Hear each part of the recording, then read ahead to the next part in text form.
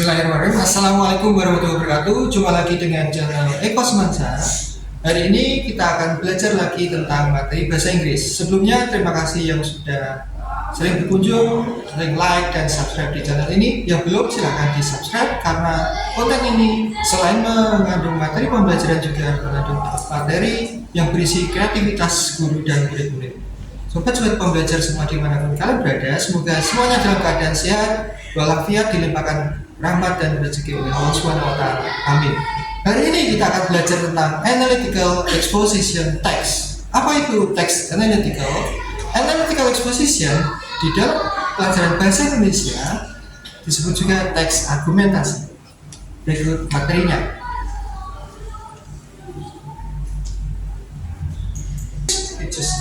Kita mulai dari definition.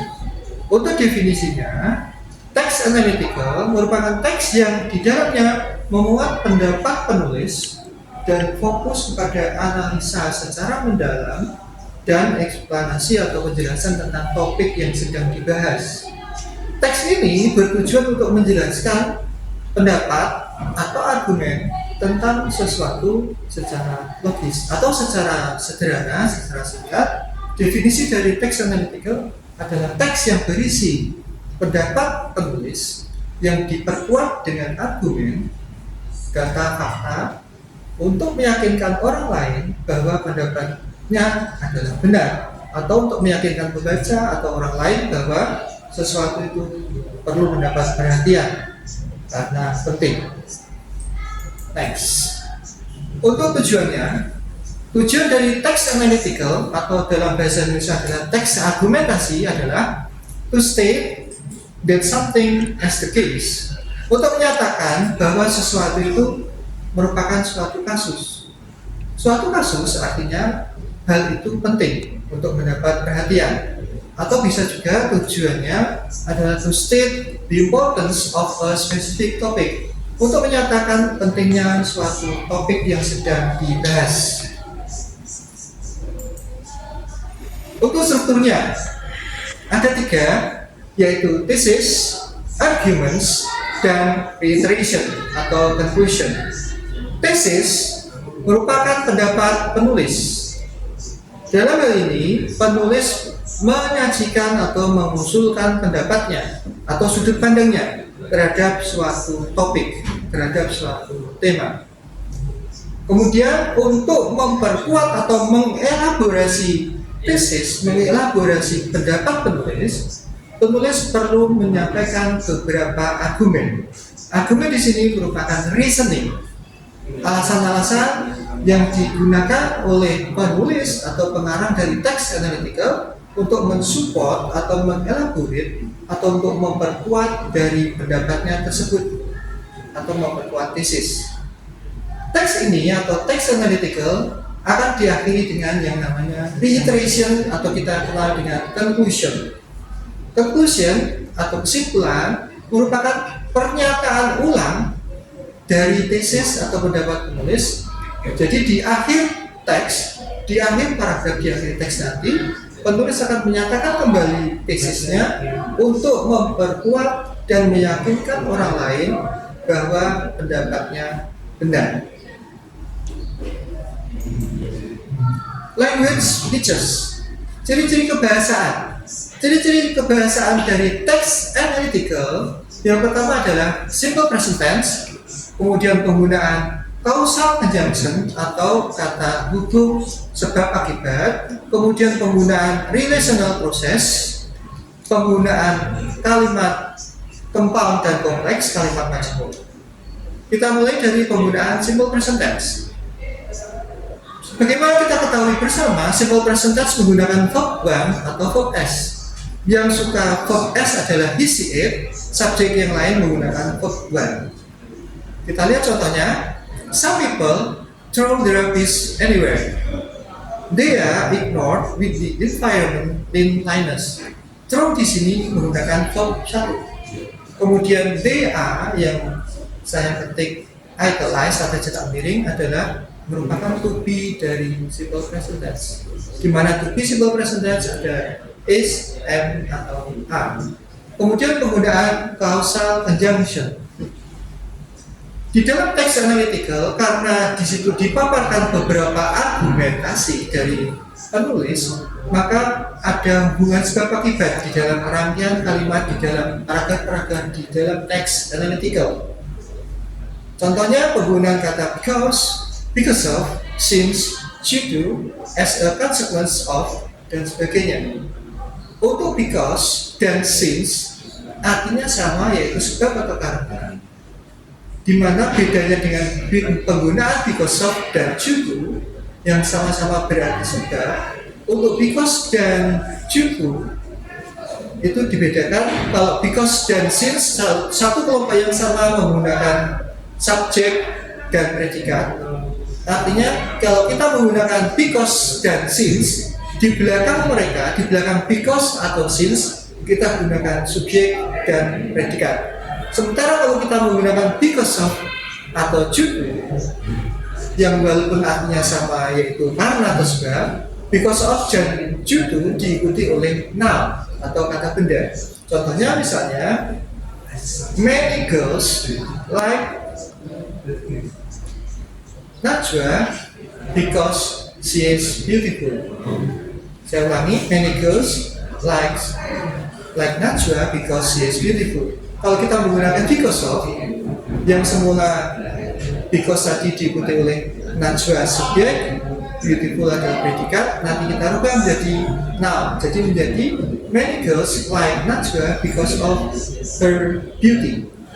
Begitu juga kalau kita menggunakan due diikuti noun. Kemudian penggunaan compound dan complex sentence.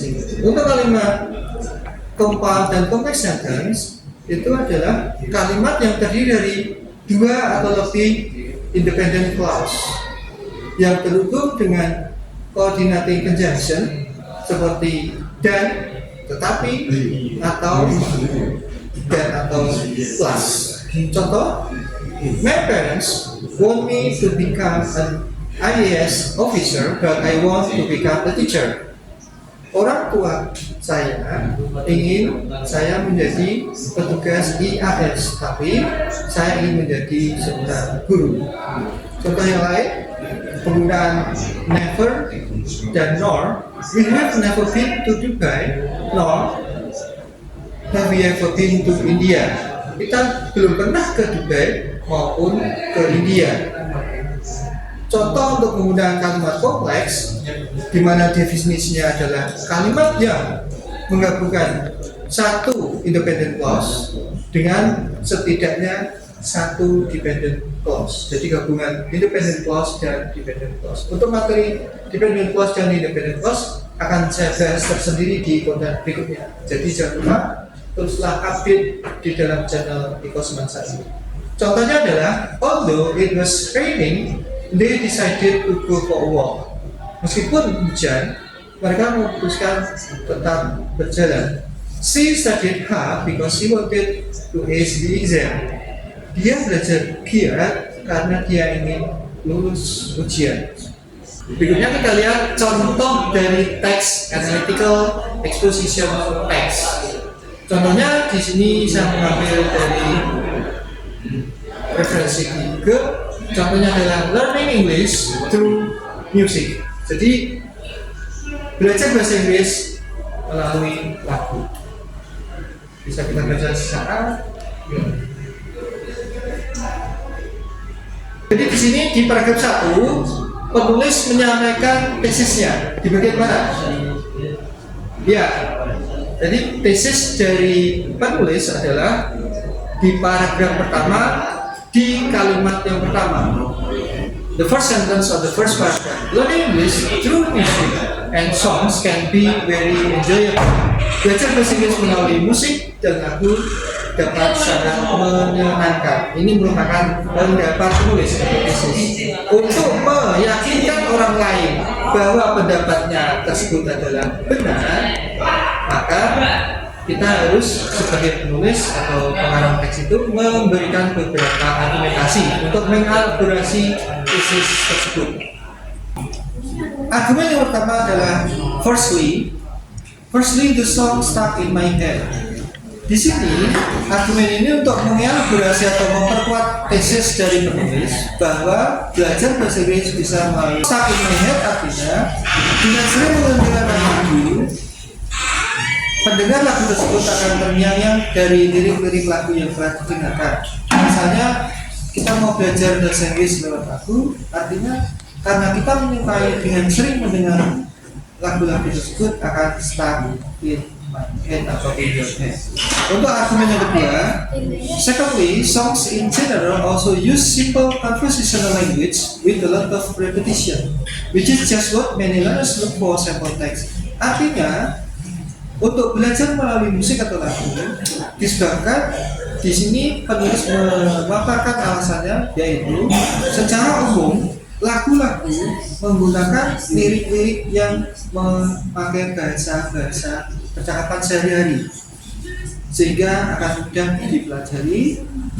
Dengan demikian akan menarik minat dari seseorang atau yang sering mendengarkan lagu tersebut. Selain untuk rekreasi atau hiburan, pendengar lagu tersebut akan bisa belajar banyak hal.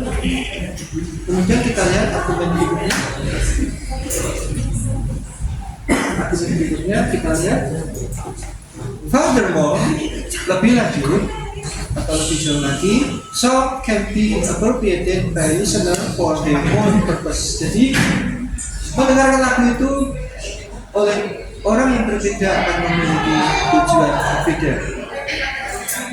Jadi bisa juga untuk belajar, bisa juga untuk relaxing, seperti kita lihat di argumen berikutnya, yaitu in addition, songs are relaxing. Jadi bisa untuk membuat relax atau semacam healing dari si pendengaran tersebut. Last but not least, argumen terakhir dari si penulis atau si pengarang teks analytical yang berjudul belajar bahasa Inggris lewat lagu, lewat musik adalah there are many learning activities you can do. Ada banyak kegiatan yang bisa kita lakukan dengan lagu. Jadi kita bisa melakukan multitasking, melakukan satu aktivitas dan melakukan satu aktivitas yaitu mendengarkan lagu, tapi sebenarnya kita melakukan multitasking. Selain mendengarkan lagu, kita juga bisa sambil belajar grammar, tata bahasa yang digunakan dalam lirik lagu tersebut, juga bisa practicing selective listening comprehension, bisa untuk latihan listening. Kemudian bisa juga kita berlatih translating dengan cara menerjemahkan lagu tersebut, terutama kosakata-kosakata baru yang masih belum kita pahami artinya.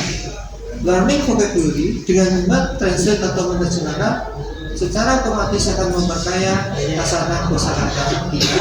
Kemudian spelling and culture, spelling dan pengucapan dari kata-kata di dalam lirik lagu tersebut, dan juga kita bisa belajar culture, budaya yang seringkali budaya barat dan budaya timur berbeda. Untuk latihannya, coba dibedakan antara teks analytical dengan teks rotatory. Teks rotatory bisa kalian lihat di presentasi atau di slide di konten saya sebelumnya yang berjudul rotatory versus teks. Jadi kalian akan bisa membedakan. Kalau analytical adalah teks argumentasi, kalau rotatory di dalam bahasa Indonesia adalah teks persuasi. Saat berikutnya, analytical diakhiri dengan kesimpulan, rotatory diakhiri dengan rekomendasi atau himbauan. Kemudian latihan yang kedua, berikan contoh dari tesis pendapat penulis, berikan contoh dari argument, dan contoh-contoh dari reiteration. Kemudian yang ketiga, berikan contoh relational process. Tadi ada be, become, yang untuk mengidentifikasi atau untuk mengkarakterisasi tadi. Demikian untuk latihan-latihan dari teks analytical. Demikian materi dari analytical exposition text. Saya harapkan kalian lebih bisa memahami baik definisi maupun language features dan penggunaan dari teks analytical exposition text. Apabila masih ada kesulitan, Silakan tinggalkan komentar atau pertanyaan kalian di kolom komentar. Sekali lagi terima kasih yang sudah like dan komen, juga subscribe channel ini. Teruslah bersama channel Eko Semansa karena kita akan belajar bersama. Belajar tidak mengenal batas usia. Bersama kami Eko Semansa, channel yang jelas mencerdaskan. See you. Wassalamualaikum warahmatullahi wabarakatuh.